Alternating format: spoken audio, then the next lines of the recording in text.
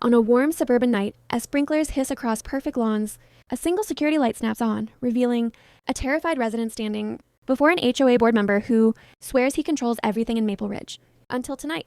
Maple Ridge was the kind of neighborhood that pretended to breathe calm, the kind where every flower bed looked copy-pasted and every driveway gleamed, like it was afraid of imperfection. But all that picture-perfect quiet cracked the night Victor Hale, HOA president, self-appointed ruler of the cul-de-sac, slapped a violation notice onto Nora Patel's door for a shadow obstruction. Yes, a shadow, claiming her newly planted cherry blossom tree cast darkness on the community sidewalk.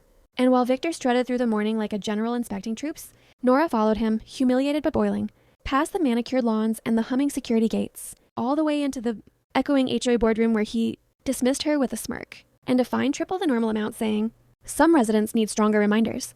But Nora had spent weeks quietly. Fighting something else, she had installed tiny wildlife cameras on her property after noticing her garden being disturbed, and last night those cameras captured something Victor never expected, something she now played on the boardroom screen. Victor himself, sneaking through residents' yards at 2 a.m., clipping branches, bending plants, creating the very violations he then fined people for so he could inflate HOA penalties and funnel funds into a maintenance account only he controlled.